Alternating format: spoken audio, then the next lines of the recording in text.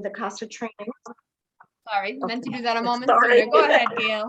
It's all right. I'm going to be doing training to be a CASA volunteer, I think in May. Yes. But in my professional work life, I'm an early childhood specialist, and I work with teachers to make sure that classrooms are functioning optimally. And I also did some behavior consulting in the Worcester Public Schools. And I have a particular passion for this topic. And through my professional work, I wrote a training on brain development in infants and toddlers, and in the early, children and when they're young, and then also another training on trauma and how it affects brain development. So I'm particularly fascinated by the topic of brain development. So I'm going to just, without further ado, I'll just put the slideshow on, and I'm very flexible. So if you have any questions, put them in the chat, or just raise your hand, either by an emoji or your real hand. And I'm going to do a couple of, it's a kind of a true or false. And if you'd like to put it in the chat, feel free. If you don't want to, don't. It's just kind of a fun way to get at understanding brain development. So, what really spurred, yeah. Gail, if I see a question in the chat, would you like me to just bring it to your attention? Sure. You don't mind me? Okay, I'll just say No, and that's jump great. in. Thank And you. the final thing is, the thing that really started me on this journey of brain development and how we hold trauma is a book I read called The Body Keeps the Score. And it's written by us, Vessel Bandikoff, who started the Trauma Center in Boston many years ago. And they were able to, when Vietnam vets were coming back after the war, they actually have the scientific ability to do imaging of the brain. And lo and behold, no surprise, the brain of a traumatized person actually structurally looks different than the brain of a non-traumatized person. So that kind of got me going. Several, I don't know how long ago the book was written, but I will begin. Unless anyone has any questions, I can just go right to my slideshow, and I will start it at the beginning. Okay. Whoopsie. Can everybody see this? Yes, I hope. Yes. Yep. Okay, great. Yep. All right, I'm just getting to the beginning of it. Super. So, let's see. So what we really want, why do we care about early brain development? Like, why is this an important thing to be thinking about and talking about? So the thing that's really important to know, just scientifically, is that, oops, I'm just trying to move this here. The brain development starts before birth and continues throughout early childhood. It's very, very, very rapid at this time. It does continue to change and develop into adulthood. However, the total foundation for our future emotional and physical health and possibly life success is based on what happens in these very early years. And the experiences children have in their young years shape the brain and the child's capacity to learn, be a contributing member of society, and maybe even respond to all of the daily stresses of life, of which there are many. And this fact is really fascinating. 90% of a child's brain development happens before age 5. So let's keep going. So I'm going to just do a little game, and you can sort of weigh in the chat if you'd like, or just call it out. It's fine, or don't play, just listen. At birth, the brain is fully developed, just like one's heart or stomach. Do you think that's true or false? Anybody? True. False. False. I appreciate your being courageous and venturing a guess, but all of the organs of the body are completely formed except for the brain. So, your kidneys, your heart, your lungs, your pancreas, every other bodily organ is all in place, but the brain is still developing, which is a key factor in why trauma can be so traumatic, for lack of a better Hmm. thing to say. The brain's development depends entirely on the genes we were born with. Anybody? False. Absolutely. And we know that to be the case because we wouldn't have programs like early intervention if that were true. It would be like, oh, that's it. Here you are. And the thing that we always used to hear this conversation, you know, nurture versus nature, but the reality is it's how to nurture and nature combine to develop a human being. It's like what happens with the nature, what you were born with, and then what you get after you were born. That has a huge impact on who we are. A Absolutely. toddler's brain is less active than that of a college student. Absolutely. False. No. Especially this college student, right? That is No. absolutely a false statement. No, they have to find respite. They have to find respite Sarah, care. No, hold on, let me find Sarah. she'd be gone in a second. Sarah, Um, could you mute yourself? She'd be gone in a second, and she'd be gone from any home in a second. Can't find her on here. Can people, you Oh, wait, I mute can them. mute everyone from down Yeah. here. Yep. Hold on. Mute. Well, but I think I'll be muting everyone. No. Probably not. She'd be Co-host, right. I mean, you can only host. if you wanted to take her for one night, it would, but I mean, I can't find her if they're fast that enough. Hold desperate. on. Jamie, just For find her one night, face then, and go to the maybe little you could blue do things that, on the but- side and you should be able to mute her. I can't find her Yeah. face. It's Well, weird. you got her name. Yeah, I agree. Sarah. Oh, hold on. This is my I got her. I think I panicked. Okay. Good. We're good. Okay, so we all agree that this is a false statement. Yes. Talking to a baby is not important because he cannot understand what you're saying. False. Absolutely, because the reality is, you know, what do you say to yourself? Oh, I think I'll start talking to them at 9 months. Maybe they'll understand at 9 months, right? We start talking to babies before they're even born. Yeah. I mean, there's been so many studies that have told us that they do recognize the voice of their mother, that's the voice they respond to the quickest at birth. And the reality is how will they ever understand if they don't hear us talking, right? Language is something that develops over time, and babies are communicating from the second that they're born.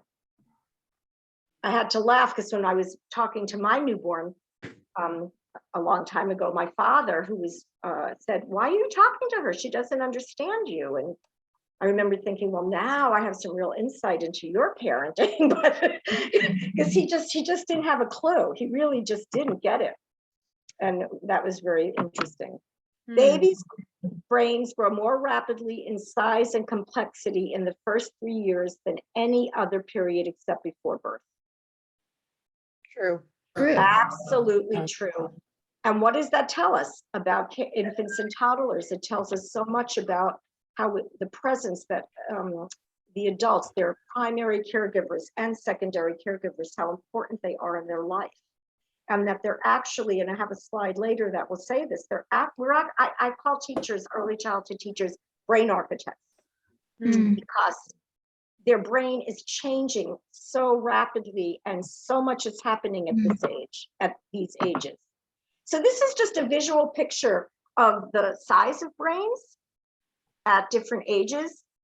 And as you can see from the picture, it's pretty, at 24 months, you've done most, right? It doesn't get that much bigger. Because it's size and obviously what's happening in the brain. It's not just how big the brain is. But that's a fascinating thing to think about, is how much is going on from the birth to age 2. And then that growth of the brain slows down rapidly after that. Well, and it looks like from birth to 6 months, it doubles in capacity, It right? gets, isn't that amazing how much it's really pretty amazing. Wow.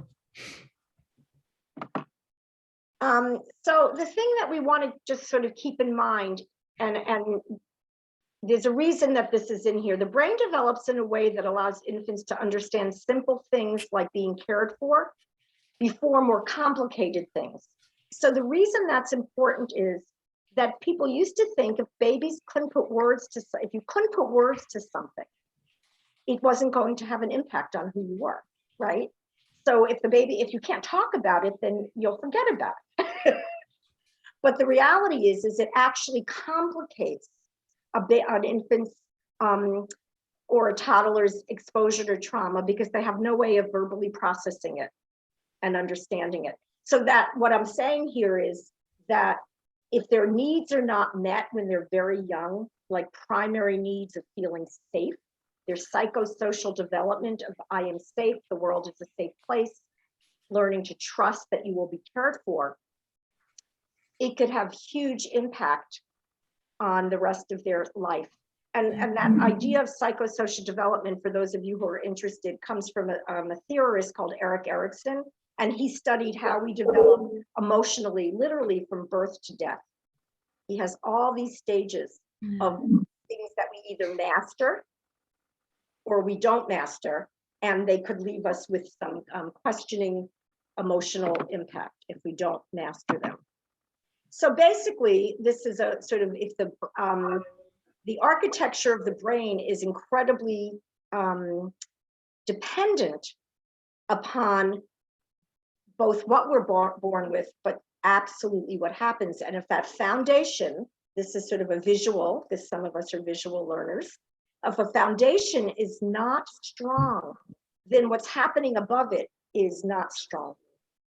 So the foundation of healthy brain development and psychosocial development is at birth and birth through early childhood. And then if those things are not in place and aren't solid, everything else can be really be a struggle. So for example, if a child might have all the cognitive skills in the world, but if they don't have self-regulation and ability to manage their feelings, that's going to impact their school success, their relationship success, their ability to get seek employment, because even if they're smart, meaning cognitively smart, they can think and they understand how to solve problems. If they can't manage their emotions, it will not serve them. So please, anyone just stop me anywhere along the way. So basically, all babies are born wired. We're all born with this wiring. I have a little video that'll speak to that, and feelings and ready to learn. And they're born wired with this sort of unspoken expectation that the adults in their lives will keep them safe. And this quote, humans are born wired for connection. When there's trauma, we are rewired for protection. It is so apt and so accurate, and not just for infants and toddlers, but when you think about, you know, people in our lives or children that maybe you've worked with through CASA, you know, these things really hold true. So there's something called cortisol that we all have in our, it's in our bodies. It's a hormone that we make, and it's a good, it can be a good thing, right? So like, so if I'm running, if I'm in the woods and I'm hiking and suddenly a bear is chasing me, it is really good that my cortisol level skyrockets. If you stay to the end and watch the video with Dr. Nadine Burke, she uses that as an example. So that's good that my heart rate speeds up and I'm running and I'm trying to protect myself. But it's not good if I'm living in high levels of cortisol for no reason. Well, I mean, there is a reason, but for something, exposure to this, when you have prolonged exposure, it can actually cause damage, physical damage to the developing brain. And what's considered prolonged exposure? How long does the exposure have to be? Well, that's a great question, and I don't have a great answer. I think it's very individual.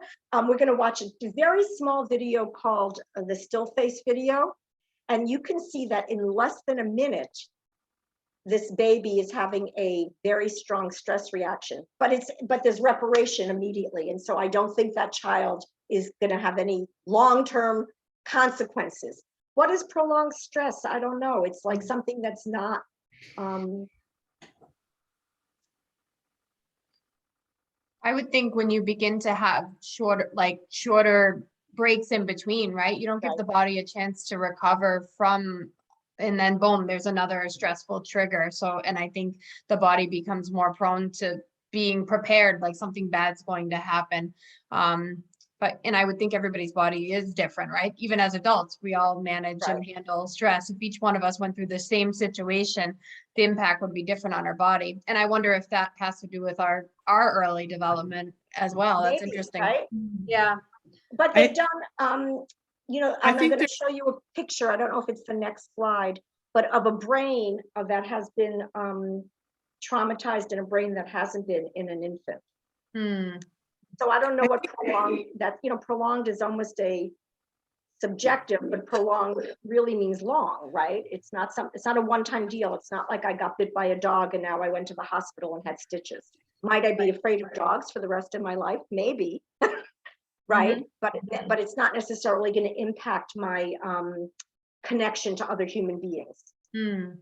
I think there's some research that shows that possibly poverty and possibly racism may release so much cortisol prenatally Yes. that it impacts infants. Wow. Yeah. There's also research that does speak about living in socioeconomic poverty. And I mean, you know, like people that don't have enough food and people who live in unsafe housing, that the parenting is so impacted by that. So then you have to know, you know, what's going on in terms of the ability to care. It's hard to live in that, you know, the Maslow of hierarchy, right? So self-actualization versus the bottom, which is food and shelter and good fresh air and clothing. If I'm not able to get that, how am I going to ever get here? And how am I going to ever parent in a way that's going to support my child's development? So yeah, so many, it's so multi-layered, isn't it? So this is a picture that I guess I didn't know it was the next slide. The left is a healthy brain and the right is that of an abused child.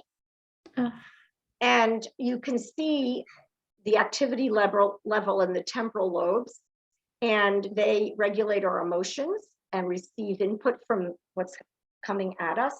And what I want to say about these is that some of you may remember that old 2020 expose of the Romanian orphanages back in the day. Like I see you nodding, Tracy. I think that's her name. Please cut off. You know, and so these are, the picture on the right is a picture of a baby from that orphanage. And those are the babies that were just left alone for a long time. And well, that's a great question. What happened in Romania was, you know, there was a gosh, I'm blanking his name. There was a dictator and people were starving and they didn't feel like they can feed their children. So they left them at the doorsteps of orphanages. And out of love, they weren't, you know, abandoning their children for horrible reasons. And they were overrun with children and not enough staff. So there might be like 2 staff for, you know, 100 children. Yeah. And they were fed, they got food, they got clothing, you know, well, they had clothes on them, but they didn't get any nurturing. And they were left for very long periods. Yep, you're right. Any of you, if you so desire, you can pull the videos of the old 2020 up on YouTube. But this is what I mean. What? Gail, I'd like to point out too, on the slide here with the brains, if you go back one slide. Go back. So yes. Yeah, thank you. I find it interesting, like you see on the abused brain, the green, so less active in the frontal lobe than the healthy brain, being very active, and keeping in mind the, which some of you may know, but the frontal lobe is decision making. And so how, when you think of the children we serve in CASA that have, you know, been abused, they've been through trauma, and that now to have that impairment of your decision-making skills, you know, to be impaired is, I think, notable too. Thank you for showing that. All right. No, that's a great on. statement, because when you think about the combination of the, you know, the decision-making skills being impaired, as well as you're managing your emotions, it's a terrible blend, right? Yes. So thank you for pointing that out. Okay, let's go. So this is a picture of what was going on in the orphanage. And They did studies and followed up on some of the children that were adopted that lived in, and this is a quote, hellhole Romanian orphanages, that their brains were 8.6% smaller than other children that were adopted from healthier adoption situations. So the point of that is to say that not every stressful situation has to have the exact same outcome. Mhm. So both of these segments of children were adopted, which, right, but some of them had trauma and some didn't. So we can't always make assumptions about everything, but when we look at some of the facts, we can really say, wow. So this is a video, Tracy, that may answer a little bit. So this is a very, very, very old study. And let's just take a peek and see what happens. Oh, I have to unshare, right? Oh, it's okay. I can stop. I can do it. Mhm. Oh my goodness, I love you. No problem. Yep. Screen. All right.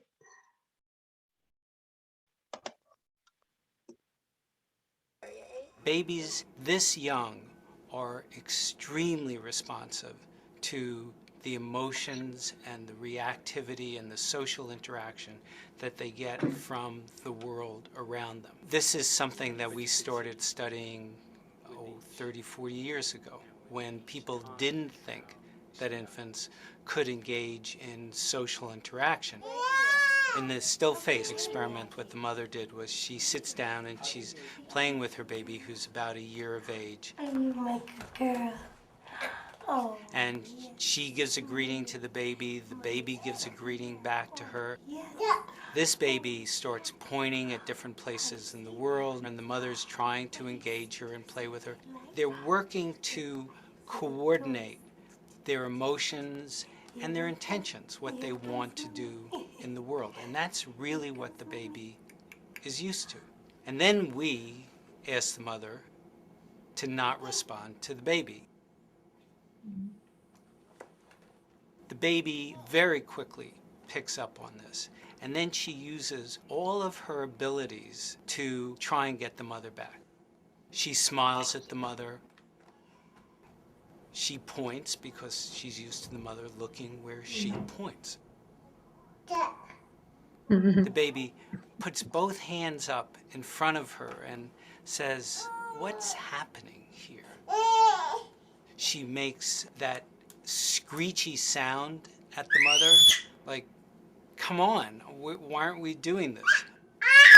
Even in this 2 minutes, when they don't get the normal reaction, they react with negative emotions, they turn away, they feel the stress of it. They actually may lose control of their posture because of the stress that they're experiencing. Okay.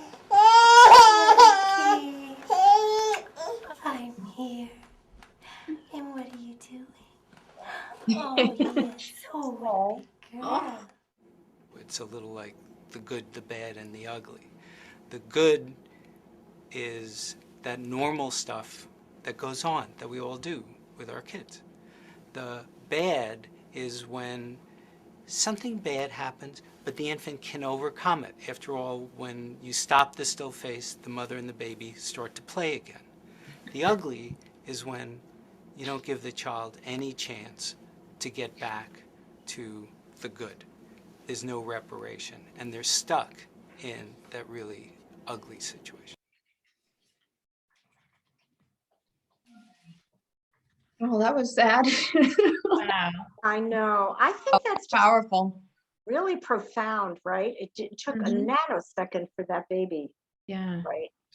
So, clearly, I mean, with those of us who use this video a lot, we always joke and say, gee, I wonder how much therapy it took that baby to feel better. But the reality is that it didn't last that long, right? And if it never happens again, the odds are not high that that child's going to suffer. But imagine if you're living in a situation with that kind of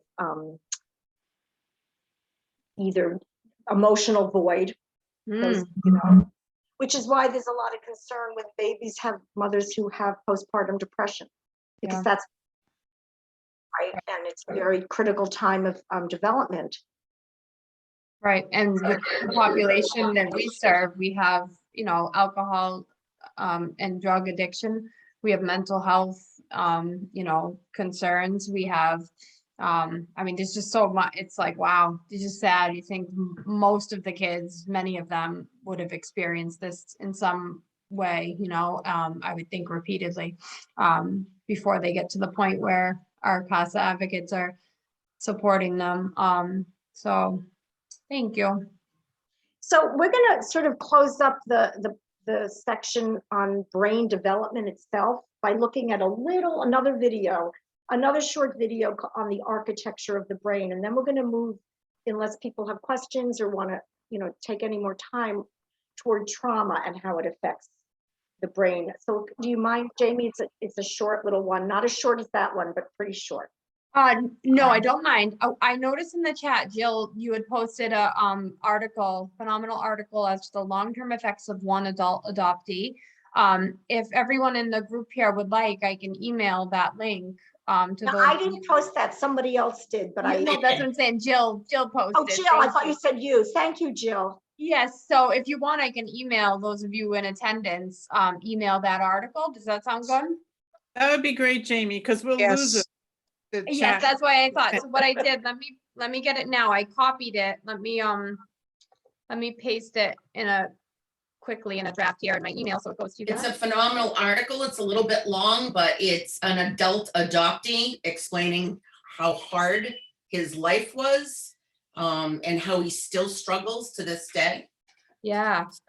And That's great. he was born in 1980. It just popped up on my screen. So Yes. 37 didn't have 42 years old. And as she said, what's the impact now? So I will link that, and then I will email that, and I'll also email, we have a video at the end that I'll highly recommends, and I'm excited to watch. We're going to play it at the end of this training. We'll explain when we get to that point, but I'll also send it to you for those of you that aren't able to stay on for the extra time. And so Gail, we're gonna move forward with the second video. Is that? Yep, and then that'll be the end of sort of the section on just brain development without the, just talking about how brain develops. We'll go on to Yeah. trauma. Not, I mean, Okay. we've had some of that, but we'll Yeah. focus. All right, so this is this is how childhood trauma affects health, No, Nope, this is the wrong one, that's- brain. Yep. Yeah, how brains are built. the core story of brain development. That's Sure. this one, yeah. Perfect.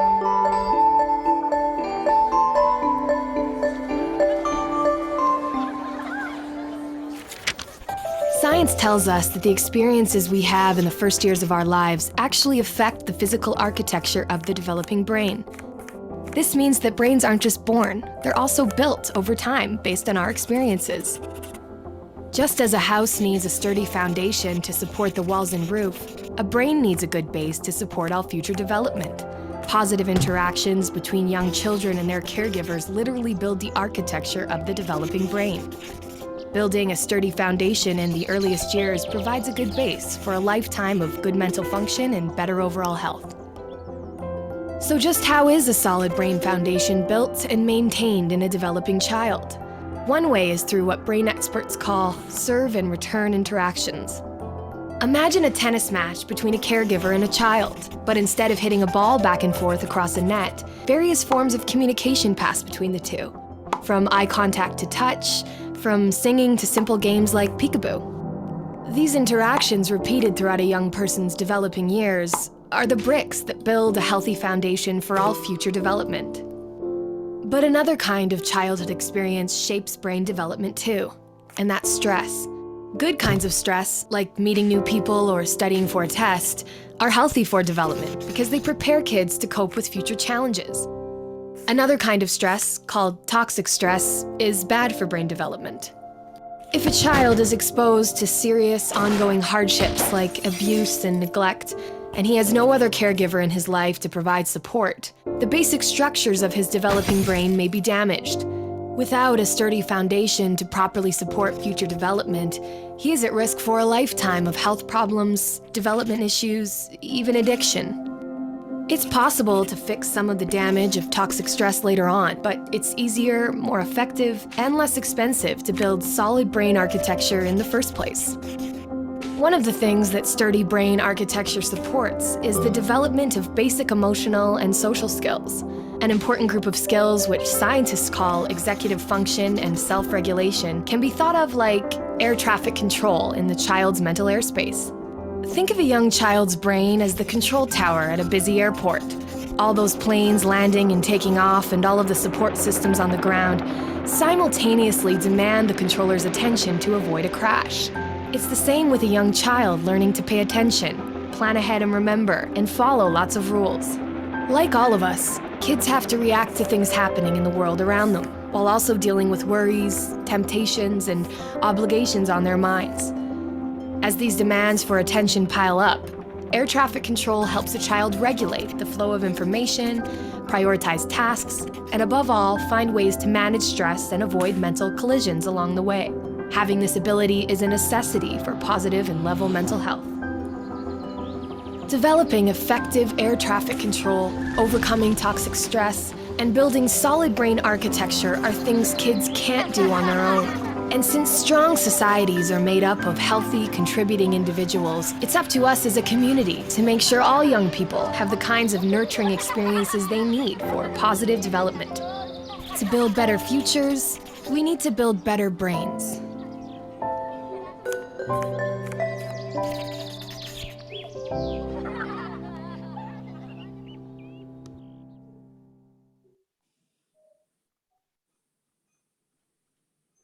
Thank you. One of the reasons that I put that in there is that, you know, I think what you do as CASA volunteers is just so wonderful and critical, because some research talks about resilience in children, and one of the components of resilience is having one adult in their life that's really can support them and, you know, be there for them. So, yeah, that's all. Any comments or questions on that? Any questions? Okay. I think it's a good point, Gail. Is it really only, I think it's collectively like, I always imagine like you have a child or a person, right? Just an adult or a child, but you have a child and they have 10 people in their life. And how many of them are bringing something positive to that person's life? How many of them are not needing anything from them, right? Only there to see what do you need? How can I be of support to you? So if you have those 10 people and maybe they have 6 or 7 that are negative, well, and those other 3, you know, are there and they're positive and they're saying you're, you know, you are important, you are valued, you can do something with your life, like you're worthy, and you have that. And then the goal, I think, is to just add to that collection of positive people, right? So if maybe now we can get 5 positive people in that child's life, and for you guys as CASA advocates, you're one of those positive people, and maybe it's the teacher at school, and maybe it's they go to the doctor and the doctor or nurse treats them with respect, and you know, is like everyone who brings something kind, I think just adds to that circle, and it's clearly very valuable. So thank you. It's what children need, everybody needs, is hope. And when we can provide any modicum of hope for traumatized or anybody, it's just so valuable. Yes. Thank you. So we're gonna go on to whoopsie. Slide. Sorry. All these taskbars get in the way. So let's get to the next slide. Whoops, it's not moving on me. Can you see it? We can see it. Yeah. I'm going There backwards. it goes. Oh. Okay. So we're going to talk a little bit about toxic stress and trauma. And just that it really does, this is just a visual to see what happens when people can be exposed to different things that can happen to them, right? Fear, rage, irritation, frustration, all the way up to disassociation, shame, feelings of being trapped. So again, this is said earlier a couple of times, but there is something called positive stress. So for example, you know, I was stressed knowing I was about to do this PowerPoint because I'm not great at switching over to the videos. That's positive stress, wanting it to go well. wanting people to learn something, wanting people to feel comfortable. That's okay. And then there's some, tolerable stress, which is maybe, for example, what that baby experienced, right? It was short, it resolved itself. And then there's what people call toxic stress, which is extreme and frequent, happens over extended period of time, and the body has a response to that. It doesn't just happen in the brain. So toxic stress can be cause many health problems along the way. So there's different ways people talk about this. Toxic stress is often talked about as when a child is experiencing strong, frequent, and or prolonged adversity without that adult support. And childhood trauma talks about children generally having any traumatic experience that happens between birth and 6. Not that you have to memorize these terms, and they're often used interchangeably. And this is from you can see I've added some of the links, the names of the places that I've got some of the information, but children need to feel safe. When they don't feel safe, they're threatened when things threaten that safety. And if they feel extremely threatened by something that's happened to them or something they've witnessed, this is called trauma. So for example, children who are in homes where they might not be physically abused, but they see domestic violence, that is traumatic, even if no hand was ever laid on them physically. So everyday events such as, routine medical procedures, or maybe falling off a bicycle or having an accident, that's on that low level of those stairs, right? Catastrophic events maybe such as abuse, neglect, or violence in children living in war-torn countries, and that goes up that ladder, right? And no matter what the trauma is, we want to make sure that we're helping people heal from it. It doesn't have to be a life sentence. If people get some help, it doesn't mean that they won't have scars, but people can succeed. People can have hope that things will be better for them. And we've all seen stories of people who've exhibited such resilience in their lives. So over a quarter of all children with confirmed cases of abuse are under the age of 3, which is huge to think about. And then it's very common in infants. Does anyone want to guess why we might see higher levels of abuse in infants? Crying, Crying. stressful. But they're crying because they to express their emotion. But they can't talk, they can't report it. Right. Right. Yep. And then people feel helpless, right? I mean, As you said, it could be postpartum depression. It's involved as well. Could be a factor. or if you don't have enough money to pay your rent and now you've got this baby, and there's so many factors that can come in. But with the fact that it's for children under 12 months is significant, that I think that having a baby alters your life so dramatically and you don't have your own personal life anymore. I think it's an interesting point too. Deb had put in the chat, they need to go to doctor appointments. So they are being seen more frequently by medical providers in their first year of life. That's a good point. And they also, their skull has not fully formed. So the fontanelle, they can see bulging of the fontanelle, on infants, and see that could be a sign of bleeding within the brain. So they may be able to detect, abuse that way. But so you're saying because they're in touch with medical professionals that might be more identified than exactly children. right. I would think more 51As would be filed, and myself being a nurse, you think, you might identify in a younger child because you're seeing them more often. That's a good point. So nearly 35 million children in this country have experienced one or more types of trauma, and that's almost half the nation's children. So these are high numbers.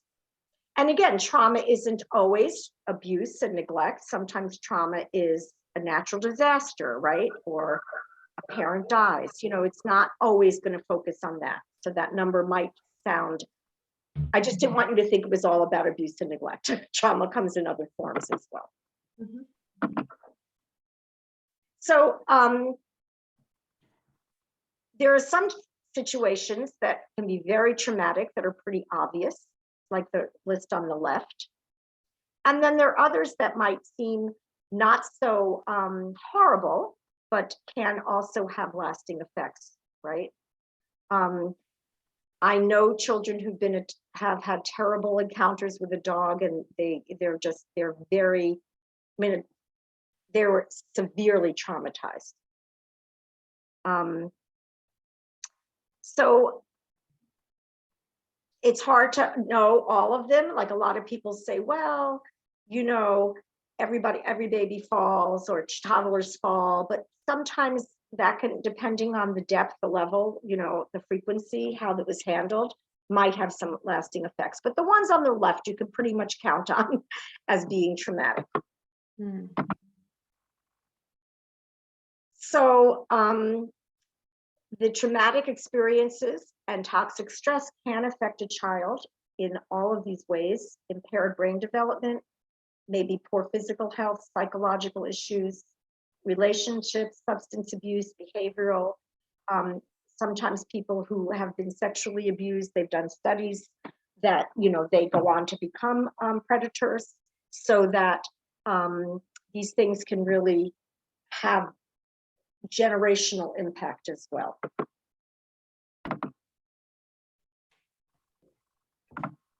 I was thinking of your son, Jamie, when I put this one together, that he would really like this slide. Yes, my son is 10 years old, for those of you Gail and I spoke about, and he wants to be a neuroscientist one day, studies the brain, knows the parts of the brain, like the different lobes of the brain and their functions. And at bedtime, we read about the brain. So I almost for a moment, I was like, oh, I want him to see this slide, but I knew it obviously would be covering topics about trauma that, even though I talk pretty openly with them. I'll send you this slide. You can pull it out. Exactly. Yes. Thank you. But you can see in all of these areas, what they show you is what might happen, what's going to happen if there's trauma.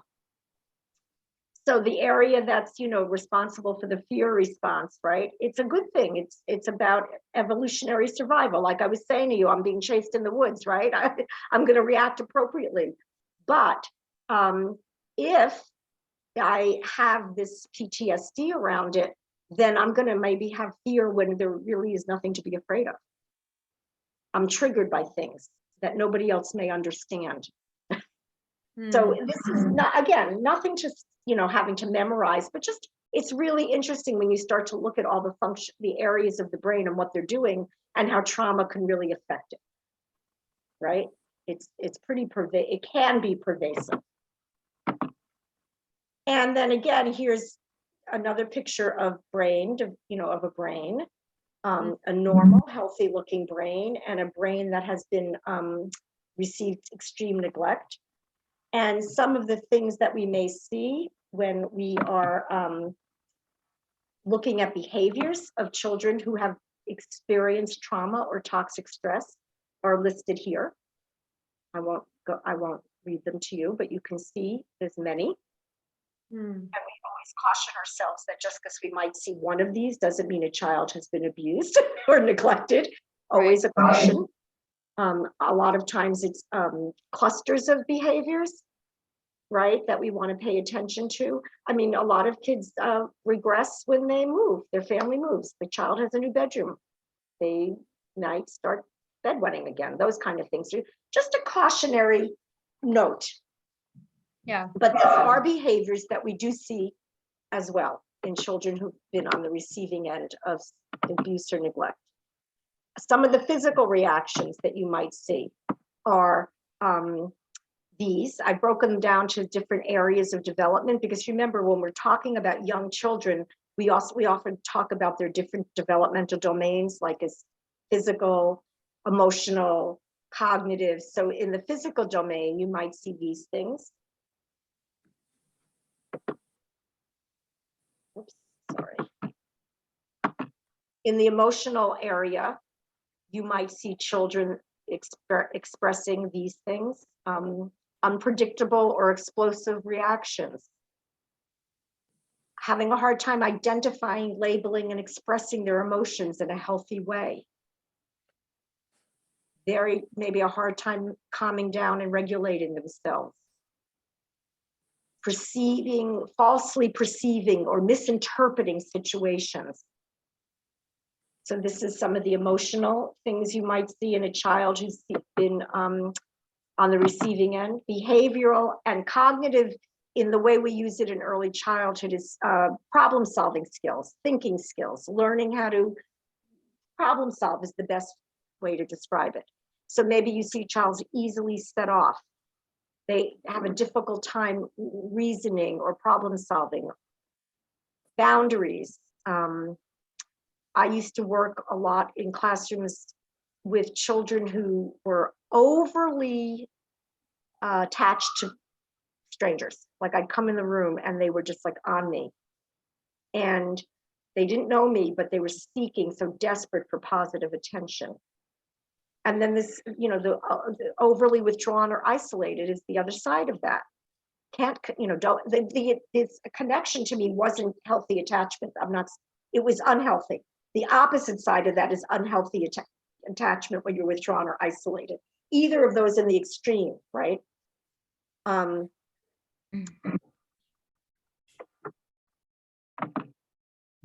So where we're moving here, this is really fascinating information. So there's something called ACEs, and it stands for Adverse Childhood Experiences. And it's a study that they did that anybody can go online and take this ACEs quiz. If you Googled ACEs quiz, ACEs questionnaire, and it's 10 questions. And what it's basically doing is assessing how many of these quote ACEs one has experienced. So 17,000 people were in this study. 64% said they had one ACE. 69 had 2%. And what they did was they found that the study showed direct correlation between the number of adverse childhood experiences you had and if you've had 4 or more adverse childhood experiences, according to the ACE study of 10 questions, your incidence of having adult health issues rises. I have a little bit more information on that. And Gail, and everybody here, I'll include a link for at least one. I'll look up an ACEs study and include that in the email to you guys as well. I personally haven't seen it myself, so I'll take a look and then find like an easy link that's. And in fact, I hope people will stay on because Nadine Burke does a talk on ACEs, which is one of the most fascinating talks I've ever heard. Oh, awesome. So what ACEs are is, you can look on the right there, is things that cause these things to happen. So when you are on the receiving end of an adverse childhood experience, perhaps it reduces your ability to learn or figure things out, what is that going to do? That's going to make you not succeed in school, right? And then, it's sort of like a cascading effect of negative things that happen as a result. And so here's the ACEs. What they found was that if you had 4 or more ACEs, then you were at risk for way more adult things like diabetes. Now, that doesn't mean everybody who has diabetes has an ACE. So we have to really be careful to not, what's the word I'm looking for? The word, like cause and effect. They're not necessarily, but what they have found is that if the more ACEs you had, the more likely you are to have cardiac disease. Different diseases really rise based on the number of ACEs a child's experienced. And you can see that, and again, it's these 10 questions, and don't take them unless you're prepared. Don't answer them unless you're prepared to hear the answer. But if you're going to go in and answer these 10 questions, know that you're going to get information. So I don't take it lightly. So if we are a little, this will take you over the hour by about 10 minutes. So I would love to show it if people feel like it's too much. What we could do here is I can end the screen share and I can answer questions for those people who'd like to leave, or we can watch it. Let me see, where am I? So how long is the video total? The video in total is about 15 minutes. Okay, yeah, so if we It's, have any questions, we can do that, and then we'll play the video for those of you who are able to stay, even if it's just, you know, you listen to it in the background while you're doing something else if you need to. And I'll also share it in the email, but I'll be staying on. I would love to watch it. Okay, so this is a TED Talk that she gave. I don't know how many of you listen to TED Talks on the radio. I think I always forget, what is it, technology? Oh yeah, I forget. It's an I watch them all the acronym. time, It's but I forget. TED. It's an acronym for technology, something and something. And this is a med TED Talk that she gave. And she is, this will describe it in a way that she speaks to this as a public health crisis. And any questions before we show the video, or comments or things that you feel we didn't cover or covered? Oh, I just looked it up. TED stands for Technology, Entertainment, and Design. So interesting. Yeah, any questions before we move Anything forward? that you didn't know and that you feel was, wow, I had no idea, or, you know, flushed out more information for you about brain development and trauma? Yes, no? I think it stood out to me, and then if anybody else has anything to share, again, I have an interest in the brain between reading with my son. I also am a nurse, and I we have a mandatory Alzheimer's dementia training that many healthcare facilities are required, depending on what area, you know, of healthcare they work in. We're required to complete that training. So on dementia and Alzheimer's, and I have a sister who had, at 15 years old, had a traumatic brain injury. So that led me to read a lot about the frontal lobe. So that's something I know. But I was interested, I felt like I learned that 90% of brain development occurs by the age of 3. Is that what the age was? 5, but yeah. 5. You mean and that's size, me the size of development, yeah. Yeah. I don't think I realized that. And really, I never knew the effects of trauma on the brain. So that was very informative. Thank you. One of the Anybody else? things that it's been helpful for me is that when I'm with children, and I see a lot of children in my career, have seen and continue to see, that are challenging, that are not always the easiest to warm up to because of their behaviors in group settings, and they challenge teachers, and they challenge their peers, and they challenge behavior consultants.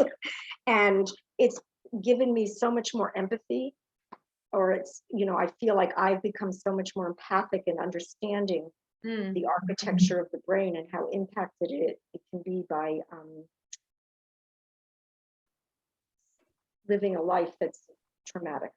And I'd be interested to see the impacts of healing from trauma on the brain. I don't know, you know, that's like the whole other side of it, because it is amazing that to work, you know, for someone to work on themselves so much, like what does the brain look like if you fast forward and you have an adult who worked through a lot of went through a lot of trauma as a child and worked on themselves a lot. I wonder what that would look like.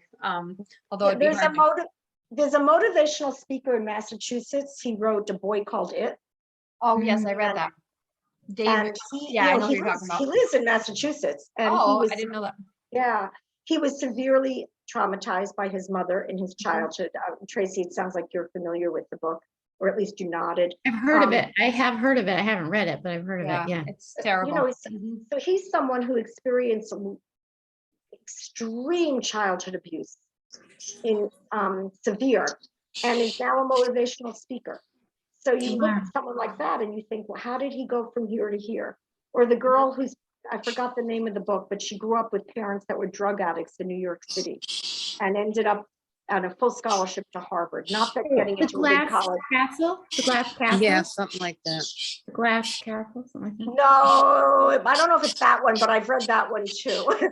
But she's the girl who, you know, So how do people develop that resilience? It's a really profound question, and I don't know if we have all the answers. But anyway, we can watch Nadine Burke. I hope you, I find I've seen it 10 times and I can't wait to see it again. All right, I'll start. If anyone does need to log off, Yep, and we'll put a question in a chat or a comment, anything would be great. So lovely to meet all of you in this funny format. thank you, Gail. Thank you. All right.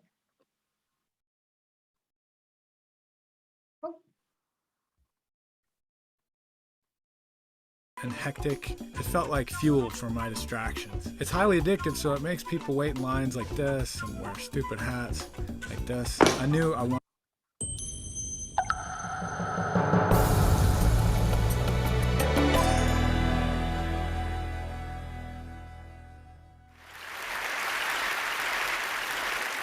In the mid-90s, the CDC and Kaiser Permanente discovered an exposure that dramatically increased the risk for 7 out of 10 of the leading causes of death in the United States.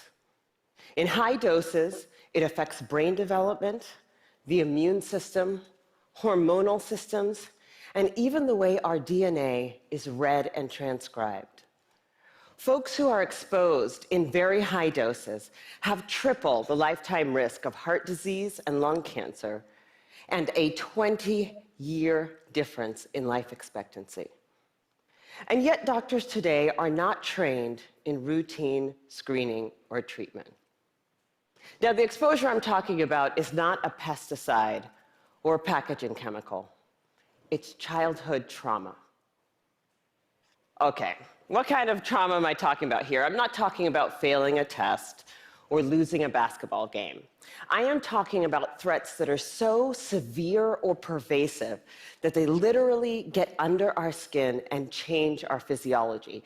Things like abuse or neglect, or growing up with a parent who struggles with mental illness or substance dependence.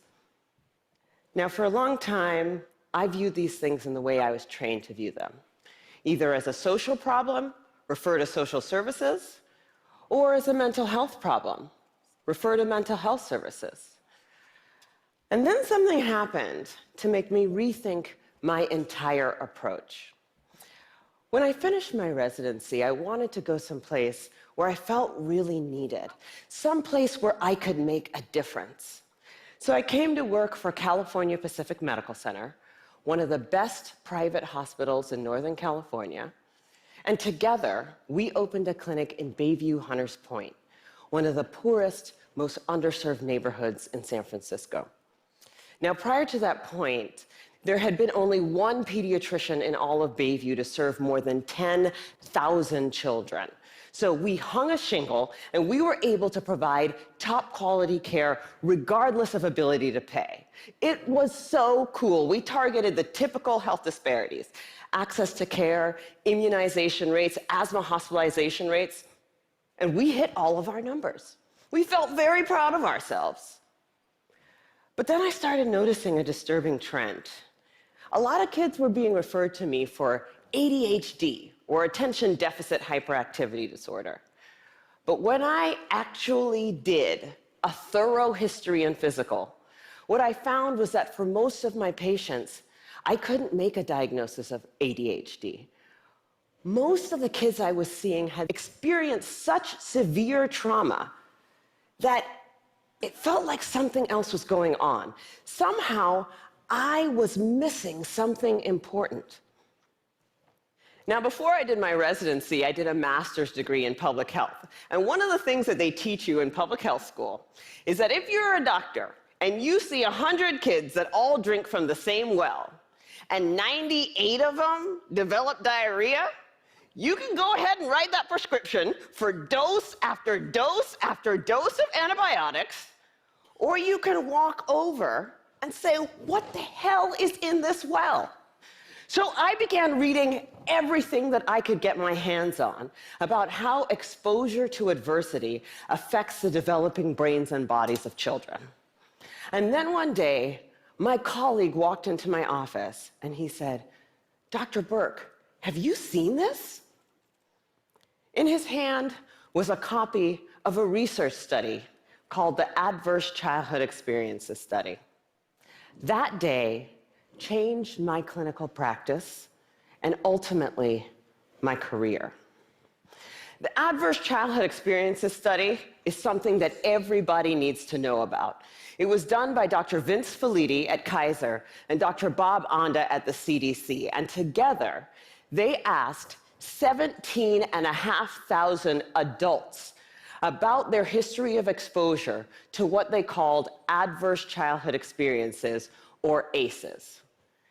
Those include physical, emotional, or sexual abuse, physical or emotional neglect, parental mental illness, substance dependence, incarceration, parental separation or divorce, or domestic violence. For every yes, you would get a point on your ACE score. And then what they did was they correlated these ACE scores against health outcomes. What they found was striking. Two things. Number one, ACEs are incredibly common. 67% of the population had at least one ACE, and 12.6%, 1 in 8, had 4 or more ACEs. The second thing that they found was that there was a dose-response relationship between ACEs and health outcomes. The higher your ACE score, the worse your health outcomes. For a person with an ACE score of 4 or more, their relative risk of chronic obstructive pulmonary disease was 2.5 times that of someone with an ACE score of 0. For hepatitis, it was also 2.5 times. For depression, it was 4.5 times. For suicidality, it was 12 times. A person with an ACE score of 7 or more had triple the lifetime risk of lung cancer and 3.5 times the risk of ischemic heart disease, the #1 killer in the United States of America. Well, of course, this makes sense. You know, some people looked at this data and they said, come on, you have a rough childhood, you're more likely to drink and smoke and do all these things that are going to ruin your health. This isn't science. This is just bad behavior. It turns out this is exactly where the science comes in. We now understand, better than we ever have before, how exposure to early adversity affects the developing brains and bodies of children. It affects areas like the nucleus accumbens, the pleasure and reward center of the brain that is implicated in substance dependence. It inhibits the prefrontal cortex, which is necessary for impulse control and executive function, a critical area for learning. And on MRI scans, we see measurable differences in the amygdala, the brain's fear response center. So there are real neurologic reasons why folks exposed to high doses of adversity are more likely to engage in high-risk behavior, and that's important to know. But it turns out that even if you don't engage in any high-risk behavior, you're still more likely to develop heart disease or cancer. The reason for this has to do with the hypothalamic pituitary adrenal axis, the brain's and body's stress response system that governs our fight or flight response. How does it work? Well, imagine you're walking in the forest and you see a bear. Immediately, your hypothalamus sends a signal to your pituitary, which sends a signal to your adrenal gland that says, release stress hormones, adrenaline, cortisol. And so your heart starts to pound, your pupils dilate, your airways open up, and you are ready to either fight that bear or run from the bear. And that is wonderful if you're in a forest and there's a bear. But the problem is what happens when the bear comes home every night. And this system is activated over and over and over again. And it goes from being adaptive or life-saving to maladaptive or health damaging. Children are especially sensitive to this repeated stress activation because their brains and bodies are just developing. High doses of adversity not only affect brain structure and function, they affect the developing immune system, developing hormonal systems, and even the way our DNA is read and transcribed. So for me, this information threw my old training out the window, because when we understand the mechanism of a disease, when we know not only which pathways are disrupted, but how, then as doctors, it is our job to use this science for prevention and treatment. That's what we do. So in San Francisco, we created the Center for Youth Wellness to prevent, screen, and heal the impacts of ACEs and toxic stress. We started simply with routine screening of every one of our kids at their regular physical, because I know that if my patient has an ACE score of 4, she's 2.5 times as likely to develop hepatitis or COPD. She's 4.5 times as likely to become depressed, and she's 12 times as likely to attempt to take her own life as my patient with 0 ACEs. I know that when she's in my exam room. For our patients who do screen positive, we have a multidisciplinary treatment team that works to reduce the dose of adversity and treat symptoms using best practices, including home visits, care coordination, mental health care, nutrition, holistic interventions, and yes, medication when necessary. But we also educate parents about the impact of ACEs and toxic stress the same way you would for covering electrical outlets or lead poisoning. And we tailor the care of our asthmatics and our diabetics in a way that recognizes that they may need more aggressive treatment given the changes to their hormonal and immune systems. So the other thing that happens when you understand this science is that you want to shout it from the rooftops, because this isn't just an issue for kids in Bayview. I figured the minute that everybody else heard about this, it would be routine screening, multidisciplinary treatment teams, and it would be a race to the most effective clinical treatment protocols. Yeah, that did not happen. And that was a huge learning for me. What I had thought of as simply best clinical practice, I now understand to be a movement. In the words of Dr. Robert Block, the former president of the American Academy of Pediatrics, adverse childhood experiences are the single greatest unaddressed public health threat facing our nation today. And for a lot of people, that's a terrifying prospect. The scope and scale of the problem seems so large that it feels overwhelming to think about how we might approach it. But for me, that's actually where the hope lies. Because when we have the right framework, when we recognize this to be a public health crisis, then we can begin to use the right toolkit to come up with solutions. From tobacco to lead poisoning to HIV/AIDS, the United States actually has quite a strong track record with addressing public health problems. But replicating those successes with ACEs and toxic stress is going to take determination and commitment. And when I look at what our nation's response has been so far, I wonder, why haven't we taken this more seriously? You know, at first, I thought that we marginalized the issue because it doesn't apply to us, right? That's an issue for those kids in those neighborhoods, which is weird because the data doesn't bear that out. The original ACEs study was done in a population that was 70% Caucasian, 70% college educated. But then, the more I talk to folks, I'm beginning to think that maybe I had it completely backwards. If I were to ask how many people in this room grew up with a family member who suffered from mental illness, I bet a few hands would go up. And then if I were to ask how many folks had a parent who maybe drank too much, or who really believed that if you spare the rod, you spoil the child. I bet a few more hands would go up. Even in this room, this is an issue that touches many of us. And I'm beginning to believe that we marginalize the issue because it does apply to us.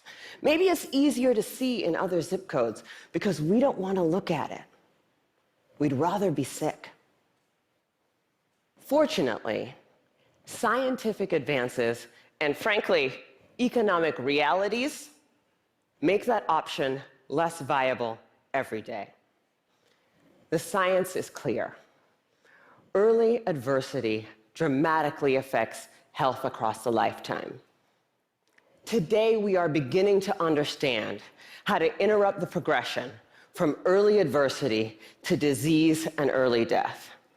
And 30 years from now, the child who has a high ACE score and whose behavioral symptoms go unrecognized, whose asthma management is not connected, and who goes on to develop high blood pressure and early heart disease or cancer will be just as anomalous as a 6-month mortality from HIV/AIDS. People will look at that situation and say, what the heck happened there? This is treatable. This is beatable. The single most important thing that we need today is the courage to look this problem in the face and say, this is real, and this is all of us. I believe that we are the movement. Thank you.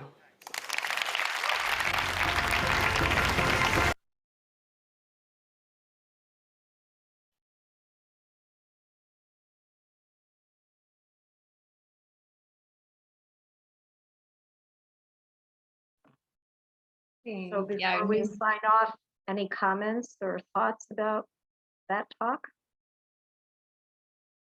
I loved it. Wow. Excellent, excellent TED Talk. Thank you. And your discussion, Gail, on the impact